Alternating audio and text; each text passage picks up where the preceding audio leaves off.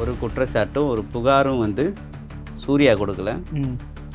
டிவிக்கு விழுப்புரம் மாவட்ட வழக்கறிஞர் அணி இணைச் செயலாளர் சௌந்தர்யான்னு ஒரு அம்மா வந்து அந்த புகார் கொடுத்துருக்காங்க.